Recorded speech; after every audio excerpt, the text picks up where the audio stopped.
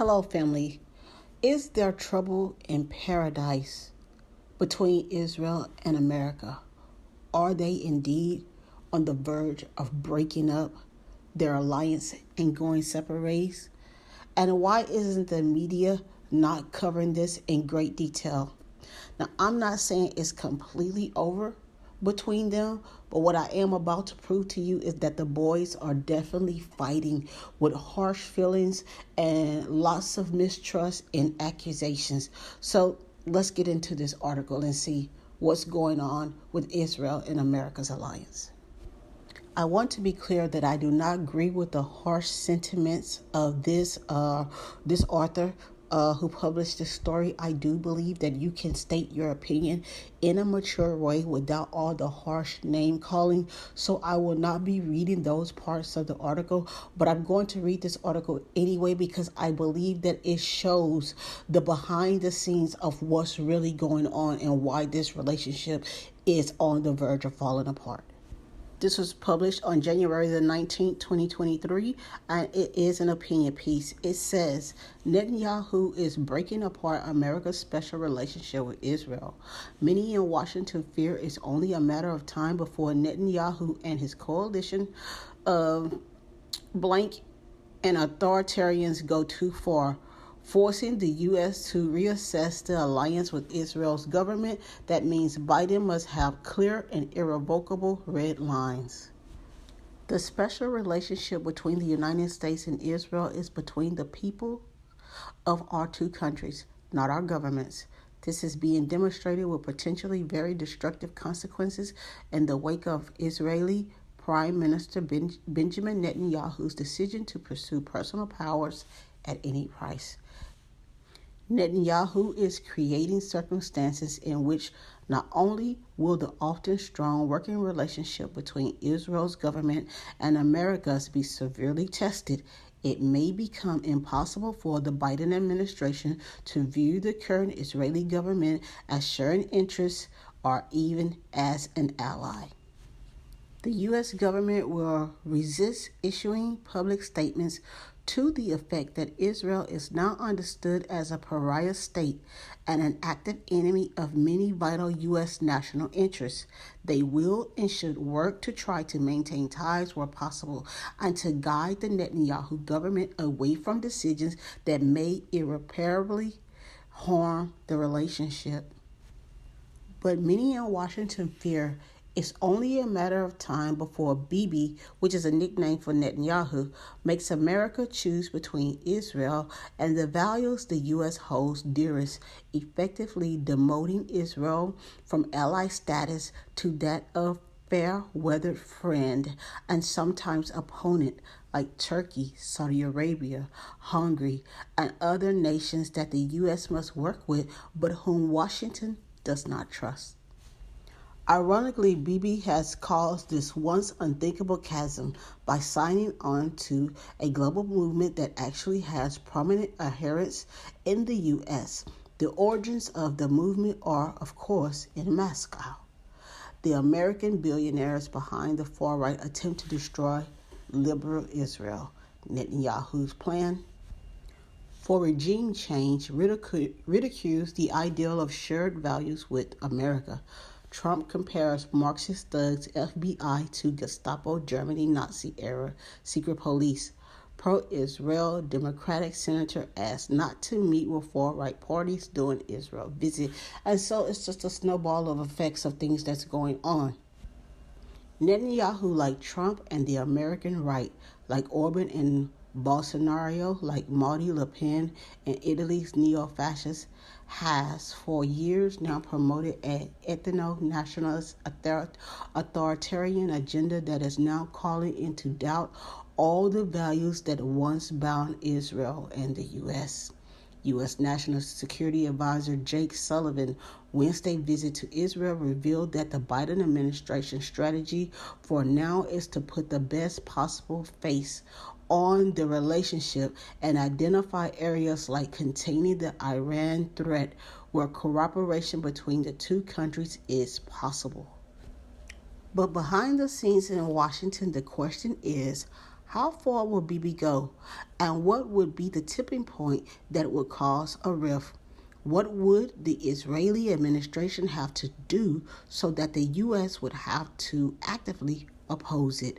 What could they do that might lead Democrats in the U.S. Senate to start thinking about cutting off U.S. aid to Israel, or at least temporarily curtailing flows of much needed financial and military support? This is where I'm going to skip all this name calling and I'm going to pick up with that compromised the latest Netanyahu cabinet. The question is not if such a breakdown in the relationship is going to happen, it is when.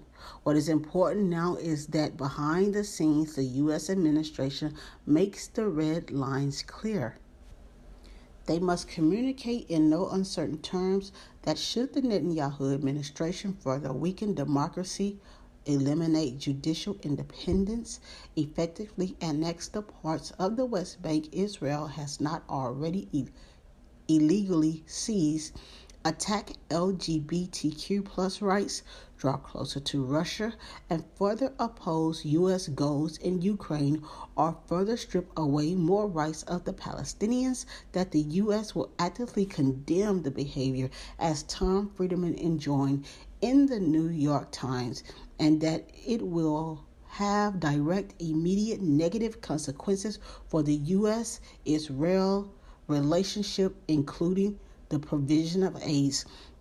So this is United States tactics where they threaten people. Hey, if you don't be LGBT, if you friends with Russia, we're not friends with them. You shouldn't be friends with them. If you do this or you do that, hey, we're gonna cut off ties. We're not gonna send you money. This is the biggest tactic that they always do, and they are losing allies because of it. Further, it is important that President Biden himself makes it clear to Bibi that these are not red lines like Obama's in Syria, not for show or political impact. He must make crystal clear that crossing them will alter the relationship between our two countries until Netanyahu and his coalition are gone and a successor administration repudiates their policies. This is key, both because it may keep Bibi and co. from doing their worst, and because it will make absolutely clear what the stakes are behind each and every decision that runs contrary to the values and national interests of the United States. But like my mother always used to say, there's three sides to the story. There's yours, there's theirs, and then there's the truth. And the New York Times have come out with this article that says Biden's confrontation with Netanyahu has been brewing for years. This is not all about Netanyahu suddenly coming back into power and now y'all don't like his the way he's taking his government. They're saying these things have been on the back burner for years. There's been problems. The president's decision to publicly criticize Israel is highly unusual for a leader who has pledged not to interfere in the country's domestic politics. Proposed changes to Israel's judiciary have divided the country and ignited huge protests. As you can see, this article was written March the 29th of 2023. When President Biden bluntly warned Prime Minister Benjamin Netanyahu that he cannot continue down this road of overhauling his country's judiciary, he touched off the kind of response usually expressed by Americans' adversaries rather than its allies. It says Israel is a sovereign country which makes its decisions by the will of its people and not based on pressures from abroad, including the best friends, Mr. Netanyahu said on Wednesday, accusing the U.S. president of meddling in another country's politics, which is exactly what Mr. Biden was intending to do. So basically, Netanyahu was just putting him in his place and letting him know, hey, we're a sovereign country. We make our decisions based on our people and not by the United States of America, who are pretending to be our best friends. We can make our own decisions without you meddling and trying to tell us how to run your country, how to run our country. You should figure out how to run America. because last time I checked, America can't even decide what a biological woman is. So how they gonna keep telling other countries how to run their own business? It's just beyond me. It was a remarkably public outbreak of the kind of disagreement that usually takes place in private, but there were other factors at work that had been brewing for many years. There is no love lost between the two leaders despite their polite facade when it comes to their decades-long relationship and their common commitment to Israel's defense. Mr. Netanyahu made no particular effort to hide his backing for President Donald J. Trump in the 2020 election, making clear his preference for the incumbent who gave him everything he asked for, including moving the United States Embassy to Jerusalem and paying little attention to the Palestinians while siding with Israel on its claims over Palestinian territory in the West Bank. So he was like, it ain't no secret, I prefer Trump over you anyway, Biden. So, they have some issues because you remember Biden was saying he was going to go back to that, the nuclear deal with Iran. And they was like, I don't think you should do that. In Mr. Biden's eyes, Mr. Netanyahu himself engaged in what was perhaps the boldest interference in the American legislative process in modern history when he arrived in Washington in 2015 and addressed Congress denouncing a then pending nuclear deal with Iran as a nightmare that will all but guarantee that Iran will get those nuclear weapons, lots of them. At the time, Mr. Netanyahu denied that he was interfering in American politics. Instead, he insisted he was making the case against a deal that he believed would weaken Israel's own security. This is unlike any other crisis in the U.S.-Israel relationship, said Aaron David Miller, a senior fellow at the Carnegie Endowment for International Peace and former State Department Middle East peace negotiator. I've never seen any administration react to a new Israel movement with the intensity, frequency, and at as senior a level as this one. So even this man was saying it's just weird to see, the Biden administration, really going after, them like this. It's just weird. Mr. Miller and others said that recent weeks had dramatically changed U.S. perceptions of Mr. Netanyahu, leaving Biden administration officials with much less confidence that disputes with the Israeli leader and his right-wing government could be contained. What strikes me is that the Biden administration is dealing with a Bibi who's very different from anything that anybody had dealt with previously, said Daniel, who served as the U.S. ambassador to Israel during the George W. Bush administration, using a nickname for the prime minister. The conflict escalated after suggestions on Tuesday by the U.S. ambassador to Israel that Mr. Netanyahu would be welcome in Washington sometime soon.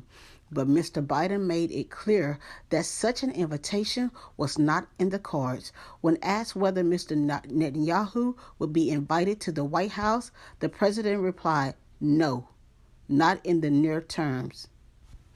Mr. Netanyahu's critics say his plan to change the makeup of Israel's judiciary branch is an existential threat to the country's 75-year democratic tradition. Mr. Netanyahu's announcement that he would pause the plan to give the government greater control over the Supreme Court, which could allow his administration to end the continuing corruption trial against him, has left Biden administration officials hopeful that he will pursue a permanent compromise. But this fighting and all this back and forth tit for tat has gotten more ugly as sources close to the Netanyahu accuse U.S. of funding rallies against judicial overhaul. PM Sun shares Breitbart's claim that State Department-funded protest group senior official says Attorney General irredeemably audacious for freezing transfer of Tel Aviv's police chief.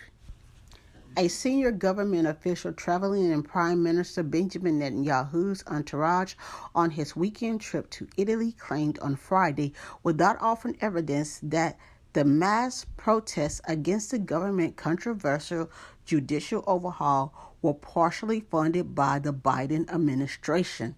This protest is financed and organized with millions of dollars, he said. We are following what is happening. This is a very high-level organization. There is an organized center from which all the demonstrators branch out in an orderly manner, the senior official said. Who finances the transportation, the flags, the stages? It's clear to us, he said. Another member of the Premier's entourage confirmed that the senior official was referring to the United States. A similar claim was made last week by pro-Netanyahu pundit Yaakov on Channel 14 News, an outlet closely allied with the Premier. And on Saturday evening, Netanyahu's son Yair shared an article about a report in the far-right Washington Free Beacon revealing that the State Department provides grant money to the Movement for Quality Government, an organization that has been leading the protests against the judicial overhaul. However, that funding began during the Trump administration, and the State Department said it goes specifically toward democracy training programs in Israeli schools. The legislative plans by the right religious government, Israel's most hard-line to date, have sparked mass public protests in Israel for over 2 months, as well as fierce backlash from opposition, politicians, and dire warnings from economics, business leaders, legal experts, and security officials. The statements by the top official and other close to the premier are a sign of the difficulties Netanyahu is facing in his government's relations with the U.S., with the official response seemingly being to lash out at Washington.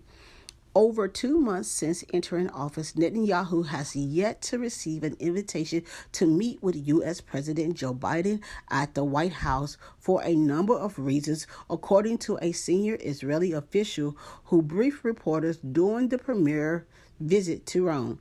The official did not elaborate as to what those reasons are. However, he said that the question as to why Netanyahu hasn't received an invitation will be better addressed to the White House. So it's like he was like, I know, but I ain't gonna tell you. It's best you just get it from the horse's mouth. A U.S. official and a senior Middle Eastern diplomat told the Times of Israel last month that plans by the U.S. and the UAE to host Netanyahu have been placed on the back burner, with the two sources explaining that the respective governments are frustrated with the new government's policies vis-a-vis the Palestinians and waiting to see what unfolds on the grounds during the Muslims' holy month of Ramadan, which begins later in March. The Ramadan period has often added another layer of tension between Israelis and Palestinians. During Friday briefing, the senior Israeli official blamed the deal reached by Saudi Arabia and Iran to reestablish diplomatic relations on the combined weakness of the previous Israeli government and the Biden administration. There was a feeling of American and Israeli weakness, so Saudi Arabia turned to other channels, said the senior Israeli official, despite the fact that the media reports indicated negotiations between Riyadh and Tehran began in April 2021 when Netanyahu was still prime minister. As you can see by the title of this next article, this is a whole thing now that's behind the scenes where the U.S. is attacking Israel. Israel is fighting back, and it's all just a big hot mess. The White House hits back at Netanyahu's son saying, U.S. behind Israel protests. So they're trying to defend themselves. This article was on 3/27 of 23. The White House responded to accusations made by Israeli Prime Minister Benjamin Netanyahu's son about the role of the United States in the protests unfolding in the country. Last week, Yair Netanyahu shared an article from the far-right website Breitbart claiming that the U.S. is funding the anti-government protests unfolding in Israel in order to overthrow his father and force his government to come to an agreement with Iran. These accusations are completely false, a U.S. State Department spokesperson told the Israeli newspaper. The spokesperson said that the Movement for Quality Government, an independent, nonpartisan, nonprofit, pro-democracy organization that has been part of the demonstrations in Israel, received a modest grant from the State Department that was initiated during the previous administration, adding that the last dispersal of funds came in September of 2022, well before the last Israeli election. The grant, according to the spokesperson, supported an educational program for Jerusalem schools that supplemented their civic studies curriculum. But fears and suspicions that the U.S. might be interfering with Israel's affairs appear to go beyond just a prime minister's son. A senior Israeli official quoted by Haaretz said that this is not the first time the U.S. has interfered in Israel's domestic affairs. They tried to remove Netanyahu from office twice before. They have rudely interfered in the past. Former U.S. President Bill Clinton tried to get rid of Netanyahu. He admitted as much. The planned change to the country's justice system would allow Netanyahu's government, the most right-wing in the history of Israel, to take control over the committee which appoints judges and overrule court decisions. And so there you have it. Yes, there is definitely trouble in paradise, but it's being downplayed as if everything is okay. So I just wanted to share this story with everybody. Thanks for watching. God bless you and God keep you. In Jesus' name, amen.